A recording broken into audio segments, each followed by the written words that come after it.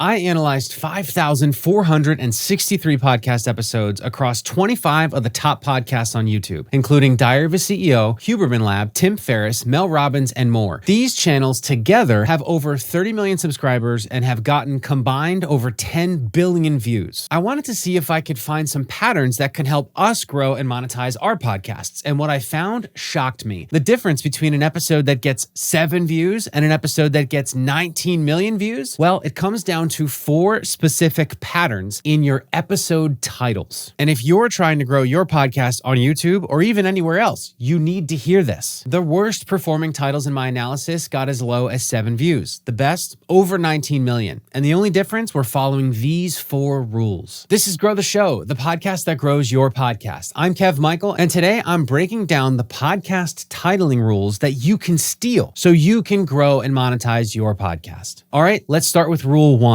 Now, the most common mistake killing podcast growth on YouTube is cramming too much into your title. Episode numbers, show names, multiple topics, hashtags. It's like trying to tell your entire life story in the first handshake. And here's what the data shows. Every winning title makes one specific promise. So rule number 1 is only make one promise in your title. Take Huberman Lab, for example, a 2.6-hour deep dive conversation covering everything from mindset to physical training to psychology is titled simply, How to Build Immense Inner Strength. One promise, one transformation, 19.6 million views. Now, look at what most podcasters do. Something like this. Hashtag 298, releasing control, celebrating your successes, and tossing your to-do list. That episode got 10 views. 10. And this data is consistent across all 25 channels analyzed, from those averaging 500 views per episode to those averaging over 2 million views. Titles without episode numbers performed 62 to 715% better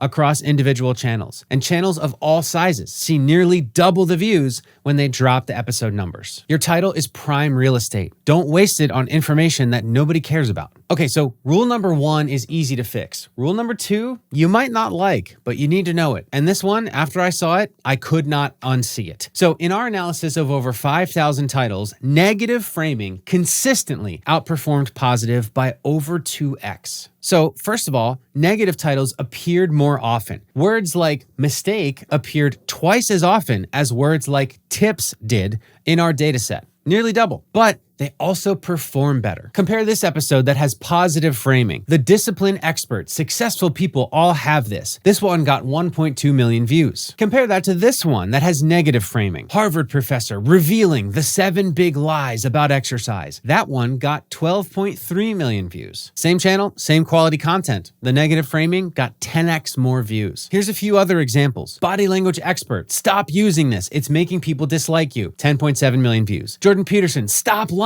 to yourself. 5.1 million views. The childhood lie that's ruining all of our lives. 4.2 million views. In our data set, negative framed titles averaged 445,000 views, while positive framed titles averaged just 185,000 views across all of these channels. That's a 2.4x better performance with negative framing. Here's why this works. Our brains are wired to pay more attention to threats than opportunities. It's survival psychology. And when you frame your episode around what people should stop doing, what mistakes they're making, or what's going wrong, you tap into that primal trigger. You may not like that, and you may want to stay positive, but it's important for you to know this. So that's rule 2, use negative when you can. Now, this next rule is where podcasters completely miss an opportunity. But first, here's something that you need to hear. Nobody cares about your guest's name unless that guest is Taylor Swift. Look at how 2 different channels titled episodes with the same guest, Alex Hormozi. Channel A used title 41 Harsh Truths Nobody Wants to Admit, Alex Hormozi. This episode got 974,000 views. Channel B did not use Alex's name in the title. That channel said, The Man That Makes Millionaires, How to Turn $1,000 into $100 million.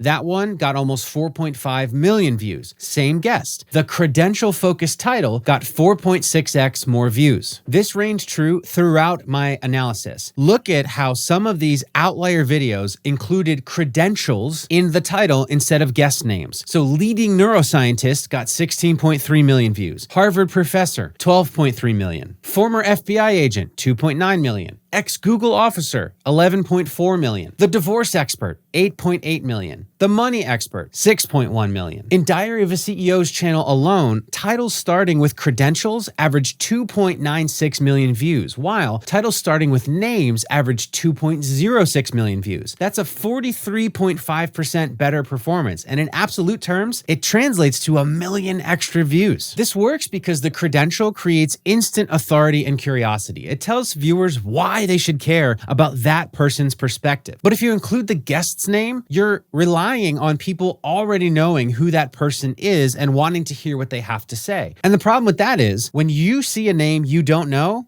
that name might as well be Joe Schmo. And it's not even neutral, it's actually a detractor. People would rather hear nothing than to hear a stranger's opinion. And I know you might be thinking, yeah, but everybody knows my guest. I'm telling you, I have worked directly on over 500 podcasts. Every host thinks that everybody knows who their guests are, but most people don't. And if you're not sure, ask your grandma if she's heard of your guest. And if she hasn't heard of them, you're not allowed to put their name in the title. So rule 3 is, instead of names, use credentials in the episode title. But the final rule might be actually the most powerful of them all. And rule number 4 is use numbers. Vague titles die. Numbers drive clicks. Look at these actual titles from our analysis. Titles like How to Improve Your Business got, on average, 200 views. Titles with numbers did better. How to Make $10,000 a month as a writer would get 262,000 views. Titles with multiple numbers did even better. From $0 to millions in 2 years did 6.1 million views. The pattern is clear. Adding numbers multiplies your views. 39% of all successful titles contained in our study had specific numbers. That is not a coincidence. And dollar amounts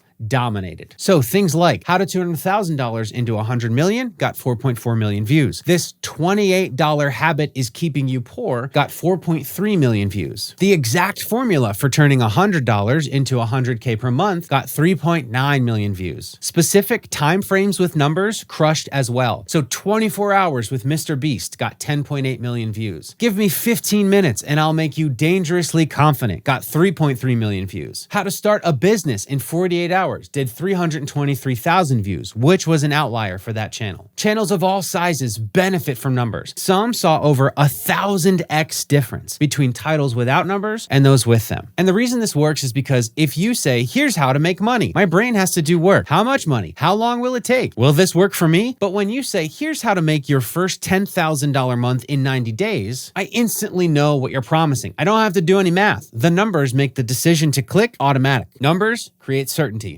Certainty create clicks. Clicks create views. Views create subscribers. And subscribers create thriving podcast businesses. All right, so these 4 title patterns were hiding in plain sight across 5,463 podcast episodes that together got almost 10 billion views. And if you want your podcast to grow on YouTube faster, you need to implement these 4 rules in your titles. But I want to make it easier for you. When I did this analysis, I was also able to identify 50 podcast episode title templates that were consistently used across the 25 top podcasts I analyzed. And I can see which types of titles got tons of views and which ones totally flatlined. Now, because I am your podcast growth coach, I went ahead and I put those titles and some key things to remember inside a handy title swipe file. That way, instead of you having to remember all the rules that you learned today and constantly brainstorm titles from scratch, you can just copy what works. And of course, it's totally free. So if you want to get those 50 podcast title templates that come from 25 of the top podcasts on YouTube and start growing your podcast views as soon as next week, click the link in the description or go to growtheshow.com/titles and access the title templates today. Look, the difference between you growing your podcast and building a business around it and quitting your podcast silently and hoping nobody notices is not your content quality. It's not your guests. It's not your production value. It is your titles. Oh, and your thumbnails too. But we can't cover that today. So if you want to learn more about how to do those right, be sure to subscribe and let me know in the comments. All right, this is Grow the Show. I'm Kev Michael, your podcast growth coach, and I'll see you in the next one.